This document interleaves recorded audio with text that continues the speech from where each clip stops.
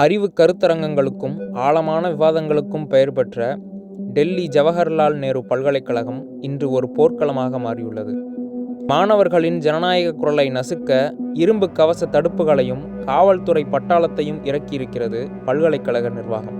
பல்கலைக்கழக துணைவேந்தர் சாந்தி ஸ்ரீ துளிப்புடி பண்டிட் சமீபத்தில் ஒரு நேர்காணலில் பேசியது பெரும் கொந்தளிப்பை ஏற்படுத்தியுள்ளது.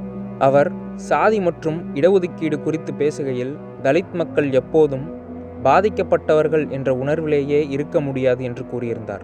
மேலும் பல்கலைக்கழக மானியக் குழுவின் புதிய சமத்துவ விதிகளை அனாவசியமானது மற்றும் இர்ரேஷனல் என்றும் அவர் விமர்சித்திருந்தார்.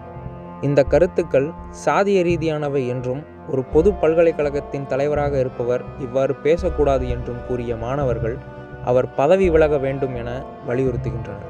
மற்றும் சமீப காலங்களில் உயர்கல்விக்கான மானியங்கள் குறைக்கப்படுவதும் விடுதி கட்டணங்கள் உயர்த்தப்படுவதும் ஏழை எளிய மாணவர்களின் கல்வி உரிமையை பறிப்பதாக மாணவர்கள் குற்றம் சாட்டுகின்றனர்.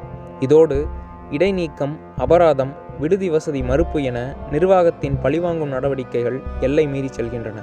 கல்வி கற்பது எங்கள் உரிமை, கேள்வி கேட்பது எங்கள் கடமை என முழங்கும் மாணவர்களின் குரல் வலையை நெரிக்க புதிய புதிய கட்டுப்பாடுகள் திணிக்கப்படுகின்றன எனவும் அவர்கள் குற்றம் சாட்டுகின்றனர். ஆனால் JNUவின் வீரம் செறிந்த வரலாறு அடக்குமுறைகளுக்கு அஞ்சியதில்லை.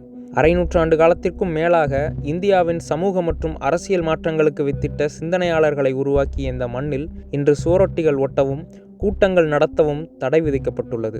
இது வெறும் விதிகளுக்கு எதிரான போராட்டம் மட்டுமல்ல, இது ஒரு பல்கலைக்கழகத்தின் ஆன்மாவை காப்பதற்கான போராட்டம். கண்ணீர் புகை குண்டுகளும் தடியடிகளும் மாணவர்களின் உறுதியை குலைக்க போதுமானதாக இல்லை. இரும்பு தடுப்புகளை தாண்டி பாயும் மாணவர் சக்தி ஒட்டுமொத்த தேசத்தின் கவனத்தையும் ஈர்த்துள்ளது. இது ஒரு பல்கலைக்கழகத்தின் பிரச்சனை மட்டுமல்ல, இந்தியாவின் உயர்கல்வித்துறையின் மீது நடத்தப்படும் தாக்குதலுக்கு எதிரான எச்சரிக்கை மணி. JNUவின் போராட்டக் கனல் இன்று நாடு முழுவதும் பரவி வருகிறது.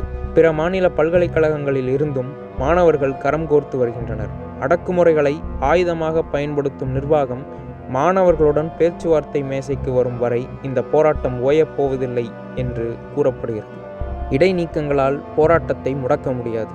ஜனநாயகத்தின் வேர்களை பறிக்க நினைப்பவர்களுக்கு எதிராக JNUவின் மாணவர்கள் இன்றும் என்றும் களத்தில் உறுதியாக நிற்கிறார்கள்.